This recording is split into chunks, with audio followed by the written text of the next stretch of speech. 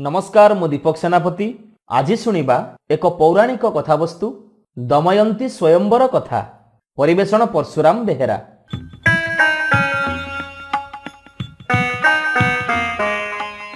बहु वर्ष पूर्वे भारतवर्षर निषाद राज्य रे राजुति करुथिले राजा नल। नल थिले सुदर्शन, शक्तिशाली, प्रजापालक तथा सुशासक। प्रजा माने तांकु खूब भल पाउथिले। राजा नल मध्य तांको प्रजा मानंकु पुत्रवत पालन करुथिले।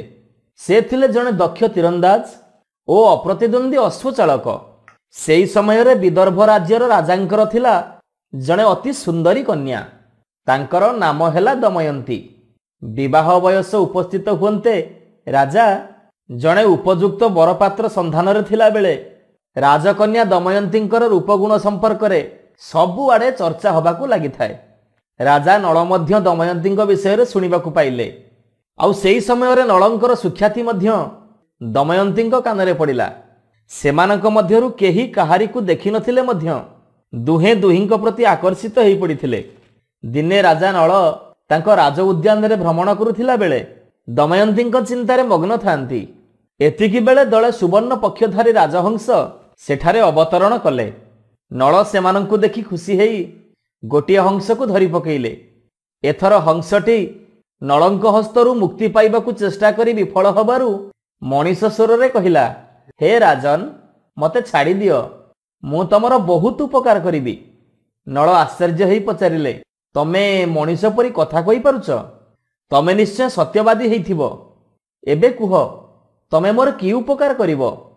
हंसटी कहिला, मते छाड़ी दियंतु, मु विदर्भ राज्य को उड़ी जाई राजजेमा दमयंती को आपणक विषय रे कहिबी, जहा फल रे कि से आपणक बिना अन्य काहारी को विवाह करने को चाहिबेनी। ए कथा सुनी राजा नल हंसटी को मुक्त करिदेले। एहा परे सेई हंसटी तार साथी मानक सहित आकाश रे उड़ी चलीगला। सेमाने जाई दमयंती उद्यान रे पहुंचिले। सेई हंसटी दमयंती निकट को जाई कहिला, हे राजजेमा, मु महाराजा नलंकर प्रीति संभाषण नहीं आसीछि।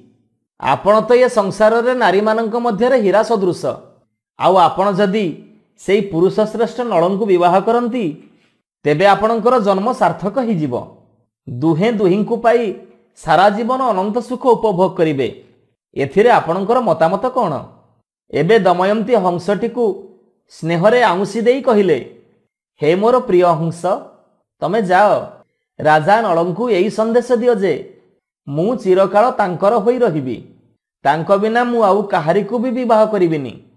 ए कथा सुनी हंसटी आनंद मनरे उड़ी जाई राजा नलंकु सबु कथा कहिला। एने विदर्भर राजा दमयंतींक विवाह निमंते एक स्वयंवर सभार आयोजन कले।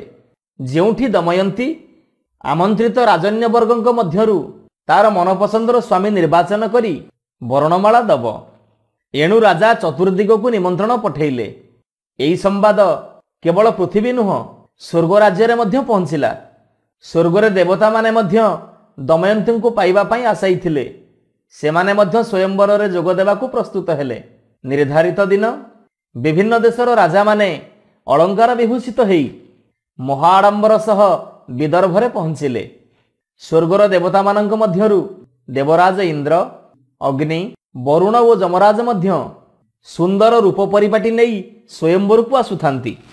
सेमाने बाटरे देखिले जे राजा नल मध्य स्वयंवर को जाउचंती। नलंकर सुंदर रूप, पराक्रम ओ मनोलोभा चाहाणी देखि देवता माने मध्य निजको न्यून मने कले। तेणु सेमाने एक योजना प्रस्तुत करी नलंकु कहिले, तमे निश्चय राजा नल, आमे तमर मोहनीयता और पराक्रम विषय रे सुनिचु, तेबे तमे आमको टिके सहाय्य करिवो कि? नल कहिले, हाँ, मु आपण मानंकु यथासाध्य सहाय्य करिबाकू प्रस्तुत। तेबे आपण माने निजर परिचय दियंतु। एथर चारि देवता कहिले, आमे हेलु इंद्र, वरुण, अग्नि आउ जम। तेणु तमे आमर गोटिए संदेश नहीं दमयंती को दियो जे से जेमिति हेले आम चारि जनक मध्यरु जनकू पसंद करंतु आउ विवाह करंतु। ए कथा सुनी नल खूब मर्माहत हेले। तेबे से कथा देई सारिछंती जेते बेले रक्षा तो करिबाकू पड़िबो। एणु से कहिले, हाँ, मु आपण मानकर एई संदेश नहीं जीवी, हेले दमयंती कक्ष को जीवा पई ମୋତେ କିଏ ଅନୁମତି ଦେବ? ଦେବତାମାନେ ତାଙ୍କୁ କହିଲେ, ଆମେ ତମକୁ ଏଇ ବର ଦଉଛୁ ଯେ ତମେ ଯୋଉଠି ଇଚ୍ଛା କରିବ ଅଦୃଶ୍ୟ ହେଇଯିବ ଆଉ ପୁଣି ଇଚ୍ଛା କଲେ ଦୃଶ୍ୟ ହେବ। ଏଣୁ ତମକୁ ଆଉ କେହି ବାଧା ଦେଇପାରିବେନି। ଏଥର ଦୁଃଖ ମନରେ ନଳ ଅଦୃଶ୍ୟ ଭାବରେ ଯାଇ ବିଦର୍ଭ ରାଜଦରବାରରେ ପହଞ୍ଚିଲେ ଆଉ ଦମୟନ୍ତୀଙ୍କ ନିକଟରେ ପହଞ୍ଚି ନିଜ ରୂପ ଧାରଣ କଲେ। ସେତେବେଳେ ଦମୟନ୍ତୀଙ୍କର ସଖୀମାନେ ତାଙ୍କୁ ଷୋଡ଼ଶ ସିଙ୍ଗାରରେ ସଜ୍ଜିତ କରିବାକୁ ଲାଗି ପଡ଼ିଥାନ୍ତି। ତାଙ୍କର ଅପୂର୍ବ ସୌନ୍ଦର୍ଯ୍ୟ ଦେଖି ନଳ ଅଭିଭୂତ ହେଲେ ଆଉ ଦୁଃଖ ମନରେ ନମ୍ରତାର ସହିତ ଆଖି ବୁଜି ଠିଆ ହେଇ ରହିଲେ। ଦମୟନ୍ତୀ ଆଉ ତାଙ୍କର ସଖୀମାନେ ହଠାତ୍ ନଳଙ୍କୁ ଦେଖି ଆଶ୍ଚର୍ଯ୍ୟ ଅଭିଭୂତ ହେଲେ। ଦମୟନ୍ତୀ ନଳଙ୍କର ଅତି ସୁନ୍ଦର ରୂପ ଓ ଭଦ୍ରଚିତ କମନୀୟତାରେ ମୁଗ୍ଧ ହେଇ ତାଙ୍କର ବୀଣାଝିଣା କଣ୍ଠରେ ପଚାରିଲେ, କିଏ ତମେ? ଏତେ ସବୁ ସୁରକ୍ଷା ବଳୟ ଭେଦ କରି ଏଠାରେ କେମିତି ପହଞ୍ଚିଲ? ନଳ ଉତ୍ତର ଦେଲେ, ମୁଁ ରାଜା ନଳ। ମୁଁ ଦେବତାମାନଙ୍କ ଦୂତ ରୂପେ ଏଠାକୁ ଆସିଛି। ଇନ୍ଦ୍ର, ବରୁଣ, ଅଗ୍ନି ଆଉ ଯମ ଏ ଚାରି ଦେବତାଙ୍କ ମଧ୍ୟରୁ ତୁମକୁ ଜଣକୁ ବାଛିବାକୁ ସେ ଇଚ୍ଛା କରନ୍ତି। ଏଇ ଖବର ମୁଁ ତମ ପାଖରେ ପହଞ୍ଚାଇବା ନିମନ୍ତେ ସେମାନେ ମୋତେ ଅଦୃଶ୍ୟ ଶକ୍ତି ପ୍ରୟୋଗ କରି ଏଠାକୁ ପଠେଇଛନ୍ତି। ଯେହେତୁ ମୁଁ ସତ୍ୟ କରିଥିଲି ଏ ଖବର ତମ ପାଖରେ ପହଞ୍ଚାଇବାକୁ, ମୁଁ ତାହା ହିଁ କରିଛି। ଏଣୁ ତୁମେ ଯାହା ଉଚିତ ମନେ କରିବ ତାହା ହିଁ କରଣୀୟ। ଏ କଥା ଶୁଣି ଦମୟନ୍ତୀଙ୍କ ହୃଦୟ ରୋମାଞ୍ଚିତ ହୋଇ ଉଠିଲା। ସ୍ୱୟଂ ରାଜା ନଳଙ୍କୁ ସ୍ୱଚକ୍ଷୁରେ ଦେଖି ଦମୟନ୍ତୀ ଉତ୍ଫୁଲ୍ଲିତ ହୋଇ ଉଠିଲେ। ସେ ଦେବତାମାନଙ୍କ କଥା ସମ୍ପୂର୍ଣ୍ଣ ଭୁଲିଗଲେ ଆଉ କହିଲେ, ହେ ମୋର ପ୍ରିୟତମ ନଳ, ମୁଁ ଆପଣଙ୍କୁ ଦେଖିବା ପୂର୍ବରୁ ହିଁ ମୋର ହୃଦୟ ଦେଇସାରିଛି। ଆପଣଙ୍କ ବିନା ମୁଁ ବଞ୍ଚିବାକୁ ଚାହେଁନା। ସେ ପୁଣି କହିଲେ, ଆପଣ ତ ଆପଣଙ୍କ କର୍ତ୍ତବ୍ୟ କରିଛନ୍ତି। ମୋର ପସନ୍ଦ ଅପସନ୍ଦ ମୋ ହାତରେ। ଏଥିରେ କୌଣସି ଦେବତାଙ୍କର ହସ୍ତକ୍ଷେପ ମୋ ପାଇଁ କିଛି ବି ପ୍ରଭାବ ପକାଇବନି। ଏହା ଶୁଣି ନଳଙ୍କ ହୃଦୟ ଆନନ୍ଦରେ ଉଦ୍ବେଳିତ ହୋଇ ଉଠିଲା। ସେ ତୁରନ୍ତ ସେଠାରୁ ଅନ୍ତର୍ଧ୍ୟାନ ହୋଇଗଲେ। ଦେବତାମାନେ ତାଙ୍କର ଦିବ୍ୟଶକ୍ତି ବଳରେ ଏ କଥା ଜାଣିପାରିଲେ। ଏଣୁ ଏଇ ଚାରି ଦେବତା ସ୍ୱୟଂବର ସଭାରେ ନଳଙ୍କ ପାଖରେ ଆସନ ଗ୍ରହଣ କରି ସମସ୍ତେ ନଳଙ୍କ ରୂପ ଧାରଣ କରି ବସି ରହିଲେ। ଦମୟନ୍ତୀ ହାତରେ ବର୍ଣ୍ଣମାଳା ଧରି ସ୍ୱୟଂବର ସଭାରେ ପ୍ରବେଶ କଲେ। ସମସ୍ତ ରାଜନ୍ୟ ମଣ୍ଡଳୀ ଦମୟନ୍ତୀଙ୍କ ରୂପରେ ଅଭିଭୂତ ହୋଇ ଚାହିଁ ରହିଥାନ୍ତି। ଦମୟନ୍ତୀଙ୍କୁ ସେହି ରାଜାମାନଙ୍କର ପରିଚୟ ମଧ୍ୟ ଶୁଣାଇ ଦିଆଯାଉଥାଏ। ମାତ୍ର ଦମୟନ୍ତୀ ନଳଙ୍କୁ ମନେ ମନେ ସ୍ମରଣ କରି ଆଗକୁ ଆଗକୁ ଚାଲିଥାନ୍ତି। ହଠାତ୍ ଅଟକିଗଲେ ଦମୟନ୍ତୀ। ମାତ୍ର ଏ କ'ଣ? ପାଖାପାଖି ଆସନରେ ବସିଛନ୍ତି 5 ଜଣ ନଳ। ସେ ବୁଝିପାରିଲେ ଇଏ ସେଇ ଚାରି ଦେବତାଙ୍କ ମାୟା। ହେଲେ ଏମାନଙ୍କ ମଧ୍ୟରୁ ପ୍ରକୃତ ନଳ କିଏ? ଏବେ ଦମୟନ୍ତୀ ମନେ ମନେ ଦେବତାମାନଙ୍କୁ ପ୍ରାର୍ଥନା କଲେ, ହେ ଦେବଗଣ, ମୁଁ ମୋର ପ୍ରିୟତମ ନଳଙ୍କୁ ପାଇବାକୁ ଚାହେଁ। ମୋତେ ଦୟା କର। ଯଦି ମୋର ହୃଦୟରେ ପ୍ରକୃତରେ ନଳଙ୍କ ପ୍ରତି ଆନୁଗତ୍ୟ ଥିବ, ତେବେ ଆପଣମାନେ ମୋତେ ନଳଙ୍କୁ ଚିହ୍ନାଇ ଦିଅନ୍ତୁ। ଦମୟନ୍ତୀଙ୍କର ପ୍ରାର୍ଥନା ଓ ପ୍ରେମର ପରାକାଷ୍ଠା ଦେଖି ଦେବତାମାନେ ସେହି ନଳ ରୂପରେ ଥାଇ ମଧ୍ୟ ନିଜର ଦୈବୀ ଲକ୍ଷଣମାନ ପ୍ରକାଶ କଲେ। ଦମୟନ୍ତୀ ଦେଖିଲେ କିଛି ପରିବର୍ତ୍ତନ। 4 ଜଣ ନଳଙ୍କ କପାଳରେ ଝାଳ ପ୍ରତୀୟମାନ ହେଉନାହିଁ। ସେମାନଙ୍କ ଆଖିରେ ମଧ୍ୟ ପଲକ ପଡ଼ୁନାହିଁ। ସେମାନଙ୍କର ପାଦ ପ୍ରାୟ ତଳେ ଲାଗୁନାହିଁ। ଏହାଛଡ଼ା ସେଇ 4 ଜଣ ନଳ ପିନ୍ଧିଥିବା ଫୁଲହାର ଟିକିଏ ବି ମଉଳିବା ଜଣାପଡ଼ୁନାହିଁ ଏବଂ ସେଇ 4 ଜଣଙ୍କ ଛାଇ ତଳେ ପଡ଼ୁନଥିବା ବେଳେ ଜଣଙ୍କର ଛାଇ ତଳେ ପଡ଼ୁଛି। ଗୋଟିଏ ପାର୍ଶ୍ୱରେ ବସିଥିବା ପ୍ରକୃତ ନଳଙ୍କଠାରେ ସମସ୍ତ ମାନବୀୟ ଲକ୍ଷଣ ପ୍ରକାଶ ପାଉଛି। ତାଙ୍କ ମୁଣ୍ଡରେ ଝାଳ କଣ୍ଟେଇ ଆସୁଥିବା ବେଳେ ତାଙ୍କ ଗଳାରେ ପିନ୍ଧିଥିବା ଫୁଲହାର ମଉଳିବା ପ୍ରାୟ ଜଣାପଡ଼ୁଛି ଏବଂ କ୍ଷଣକୁ କ୍ଷଣ ପଲକ ପତନ ହେଉଛି। ଏହା ଦେଖି ଦମୟନ୍ତୀ ଆନନ୍ଦ ମନରେ ନଳଙ୍କ ଗଳାରେ ପୁଷ୍ପମାଲ୍ୟ ଅର୍ପଣ କଲେ। ଏହା ଦେଖି ସାରା ସଭାସ୍ଥଳୀ ଆନନ୍ଦ କୋଳାହଳରେ କମ୍ପି ଉଠିଲା। ଏଥର 4 ଦେବତା ନିଜ ନିଜର ରୂପ ଧାରଣ କରି ନବ ଦମ୍ପତିଙ୍କୁ ଆଶୀର୍ବାଦ କଲେ। ଦେବରାଜ ଇନ୍ଦ୍ର ନଳଙ୍କୁ ବର ପ୍ରଦାନ କରି କହିଲେ, ହେ ଦେବାନାଂ ପ୍ରିୟ ନଳ, ମୋତେ ତମେ ଯେତେବେଳେ ସ୍ମରଣ କରିବ ମୁଁ ତମ ପାଖରେ ଉପସ୍ଥିତ ହେବି। ଏହାଛଡ଼ା ତମେ ମୃତ୍ୟୁ ପରେ ସ୍ୱର୍ଗ ଲାଭ କରିବ। ଅଗ୍ନି ଆଉ ବରୁଣ ଦେବତା ବର ପ୍ରଦାନ କଲେ, ତମେ ଯେତେବେଳେ ଚାହିଁବ ଆମେ ତମକୁ ସାହାଯ୍ୟ କରିବୁ। ତମେ ନିଆଁରେ ପୋଡ଼ିବ ନାହିଁ କି ଜଳରେ ମଧ୍ୟ ବୁଡ଼ିବ ନାହିଁ। ମାତ୍ର ଥରେ ସ୍ମରଣ କରି ଦୃଷ୍ଟିପାତ କଲେ ଆମେ ସେଠାରେ ଉପସ୍ଥିତ ହେଇ ତମର ସମସ୍ତ କାର୍ଯ୍ୟ ସମ୍ପାଦନ କରିଦେବୁ। ଶେଷରେ ଯମ ବରଦାନ କଲେ, ତମର ହାତରନ୍ଧା ଖାଦ୍ୟ ସ୍ୱର୍ଗୀୟ ସୁସ୍ୱାଦୁଯୁକ୍ତ ହେବ ଆଉ ପିନ୍ଧିଥିବା ଫୁଲହାର ଆଉ ତମେ ଛୁଇଁଥିବା ଫୁଲ କେବେ ବି ମଉଳିବ ନାହିଁ। ଏହାପରେ ଦେବତାମାନେ ସ୍ୱର୍ଗକୁ ପ୍ରତ୍ୟାଗମନ କଲେ। ନଳ ଦମୟନ୍ତୀଙ୍କର ବିବାହ ଉତ୍ସବ ମହା ଆଡ଼ମ୍ବରରେ ଅନୁଷ୍ଠିତ ହେଲା। ନଳ ଦମୟନ୍ତୀଙ୍କ ମିଳନ ଉତ୍ସବ ପରେ ରାଜା ନଳ ଦମୟନ୍ତୀଙ୍କୁ ସଙ୍ଗରେ ଧରି ନିଜ ରାଜ୍ୟକୁ ପ୍ରତ୍ୟାଗମନ କଲେ। ଆସନ୍ତୁ ଶୁଣିବା ଓଡ଼ିଶାର ଏକ ଲୋକକଥା, ଦୁଇ ପଡ଼ିଶାଙ୍କ କଥା। ପରିବେଷଣ ପରଶୁରାମ ବେହେରା। କଥନ ପ୍ରଦୀପ ମଲ୍ଲିକ।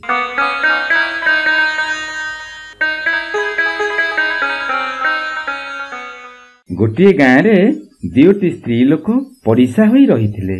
ଜଣେ ଥିଲା ଧନୀ କିନ୍ତୁ ଭାରି କୃପଣ। ଦୟାମାୟା ତା ହୃଦୟରେ ତିଳେ ବି ନଥିଲା। ଆଉ ଜଣଙ୍କର ଅବସ୍ଥା ମୋଟେ ଭଲ ନଥିଲା। ତା ସ୍ୱାମୀ ମୂଲ ଲାଗି ପ୍ରତିଦିନ ଯାହା ରୋଜଗାର କରୁଥିଲା ସେଥିରେ ସେମାନେ ଦୁଇ ପ୍ରାଣୀ କଷ୍ଟେମଷ୍ଟେ ଚଳି ଯାଉଥିଲେ। ଦିନେ ସଞ୍ଜ ବେଳେ ଗୋଟିଏ ଭିକାରୀ ସେ ଗାଁ ଦାଣ୍ଡରେ ଯାଉ ଯାଉ ଧନୀ ସ୍ତ୍ରୀ ଲୋକଟିର ଦୁଆରେ ଠିଆ ହୋଇ ଭିକ ମାଗିଲା। ସେଇ ସ୍ତ୍ରୀ ଲୋକଟି ଭିକ ଦେବ କଣ? ରାଗି ମାଗି ଆସି ଭିକାରୀଟିର ମୁହଁ ଉପରେ ଦୁଆର ବନ୍ଦ କରିଦେଲା। ଭିକାରୀଟି ସେଠୁ ଯାଇ ପଡ଼ିଶା ଘରେ ମାଗିଲା। ସେ ଘରର ମାଲିକାଣୀର ଗରିବ ଅବସ୍ଥା, ତଥାପି ସେ ତାକୁ ପିଣ୍ଡାରେ ବସାଇ ମୁହଁ ହାତ ଧୋଇବାକୁ ପାଣି ଆଣିଦେଲା। ତାପରେ ତାକୁ ଚୁଡ଼ା ଗୁଡ଼ ଖାଇବାକୁ ଦେଇ କହିଲା, ରାତିରେ ଆଉ କୁଆଡ଼େ ଯିବ?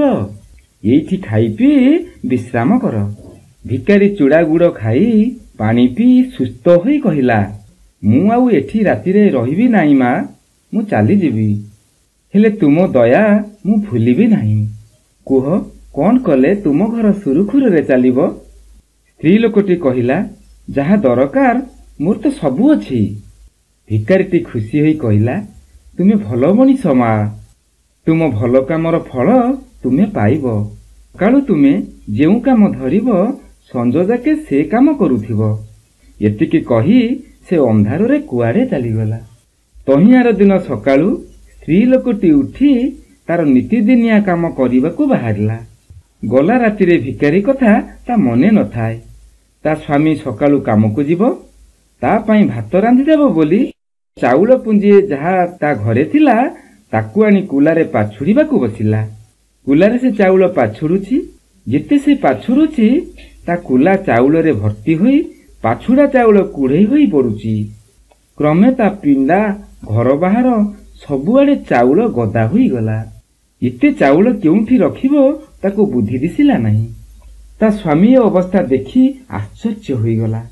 ସ୍ତ୍ରୀ ଲୋକଟି ତା ସ୍ୱାମୀକୁ ପୂର୍ବ ଦିନର ଭିକାରୀ କଥା କହିଲା। ସଞ୍ଜ ବେଳକୁ ତା ଘର ଦୁଆରେ କେଜାଣି କେତେ ଚାଉଳ ଜମା ହୋଇଗଲା। ଏତେ ଚାଉଳ କଣ କରିବ? ନିଜ ଖାଇବା ପାଇଁ କିଛି ସାଇତି ରଖି ବାକିତକ ସେମାନେ ଆସ୍ତେ ଆସ୍ତେ ବିକିଲେ। ତାଙ୍କ ହାତକୁ ଶହ ଶହ ଟଙ୍କା ଆସିଲା। ଆଉ ସେମାନଙ୍କର ଅଭାବ ରହିଲା ନାହିଁ। ଗାଁ ଲୋକେ ସବୁ ଜାଣିଲେ। ଗାଁରେ କେଉଁ କଥା ବା ଲୁଚେ? କ୍ରମେ ପଡ଼ିଶା ଘର ଧନୀ ସ୍ତ୍ରୀ ଲୋକଟି ସେସବୁ ଦେଖିଲା, ଶୁଣିଲା ଆଉ ଈର୍ଷାରେ ଜଳିଗଲା।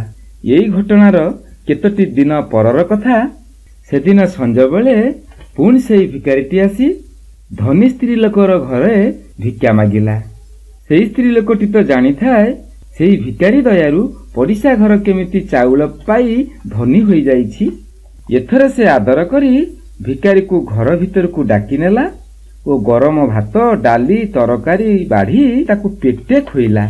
ଭିକାରୀ ଖାଇସାରିବାରୁ ବେଶ୍ ନରମ ବିଛଣା ବିଛେଇ ତାକୁ ଡାକିଲା, ତୁମେ ଆଜି ରାତିରେ ଏଠି ଆରାମରେ ଶୁଅ, କାଲି ସକାଳୁ ଯିବ। ଭିକାରୀ କହିଲା, ନାଇଁ ଲୋ ମା, ମୁଁ ଚାଲିଯିବି। ହେଲେ ତୁ ଆଜି ଯେଉଁ ଭଲ କାମ କରିଛୁ ତାର ଫଳ ତୁ ପାଇବୁ। ଗଲାବେଳକୁ ଭିକାରୀ କହିଲା, ସକାଳୁ ତୁମେ ଯେଉଁ କାମ ଧରିବ ସଞ୍ଜ ଯାକେ ସେ କାମ କରୁଥିବ। ଏକଥା ଶୁଣି ଧନୀ ସ୍ତ୍ରୀ ଲୋକଟି ଖୁସିରେ ଫାଟି ପଡ଼ିଲା। ରାତିଯାକ ସେ ଶୋଇପାରିଲା ନାହିଁ। ରାତିରେ 2-3 ଥର ଉଠି ଘର ବାହାର ହେଲା। ସକାଳ ହେବାକୁ କେତେ ଡେରି ଥାଏ। ମନେ ମନେ ଠିକ୍ କଲା ଯେ ସକାଳ ହେଲେ ତାର ଟଙ୍କା ଥଳିଟି ଆଣି ଗଣି ବସିବ। ତାପରେ ଭିକାରୀ କଥା ଅନୁସାରେ ତା ଘରଦ୍ୱାର ଟଙ୍କାରେ ଭରିଯିବ। ତାପରେ ସେ ସହରକୁ ଯିବ, ଭଲ କୋଠା କିଣିବ, ବହୁତ ଦାସ ଦାସୀ ରଖି ରାଣୀ ପରି ଚଳିବ। ଭିକାରୀ କଥା କଣ ଫଳିବ ନାହିଁ? ନିଶ୍ଚୟ ଫଳିବ। ହେଇ ତ ପଡ଼ିଶା ଘର କେମିତି ଭିକାରୀ କଥାରେ ଚାଉଳରେ ଭରିଗଲା। ଏମିତିକା ସୁଖ ସ୍ୱପ୍ନରେ ସେ ବୁଡ଼ିଗଲା। ଶେଷରେ କୁକୁଡ଼ା ଡାକିଲା, ସିନ୍ଦୁରା ଫାଟିଲା। ସେ ଧଡ଼ପଡ଼ ହୋଇ ବିଛଣାରୁ ଉଠି ପଡ଼ି ତା ଟଙ୍କା ଥଳିଟି ବାକ୍ସରୁ କାଢ଼ି ଆଣିଲା ଟଙ୍କା ଗଣିବ ବୋଲି। ଟଙ୍କା ଥଳିଟି ଧରି ଯାଇ ବିଛଣାରେ ବସି ଖୋଲିବାକୁ ଯାଉଛି। ଗୋଟିଏ ମାଛି ଆସି ତା ନାକ ଉପରେ ବସି ପଡ଼ିଲା। ମାଛିକି ତଡ଼ିବାକୁ ସେ ହାତ କାନ ପାଖକୁ ନେଉଛି, ଦେଖିଲା ଆହୁରି ମାଛି ଆସି ବସିଗଲେ ତା କାନ, ନାକ, ପାଟି, କପାଳ, ମୁଣ୍ଡ ସବୁଆଡ଼େ। କ୍ରମେ ଏତେ ମାଛି ଆସିଲେ ଯେ ସେ ସ୍ତ୍ରୀ ଲୋକଟି ବାଣୀ ପରି ହୋଇ ଘର ଭିତରୁ ବାହାରି ଆସିଲା ନିସ୍ତାର ପାଇବ ବୋଲି। ସେତେବେଳକୁ ଲକ୍ଷେ ଲକ୍ଷେ ମାଛି ଆସି ତାକୁ ଘେରି ଗଲେ। ରଡ଼ି ଛାଡ଼ି ସେ କାନ୍ଦିଲା, ହେଲେ ମାଛିରୁ ନିସ୍ତାର ପାଇଲା ନାହିଁ। ବେଳ ବଢ଼ିଲାରୁ ମାଛି ବଢ଼ିଲେ।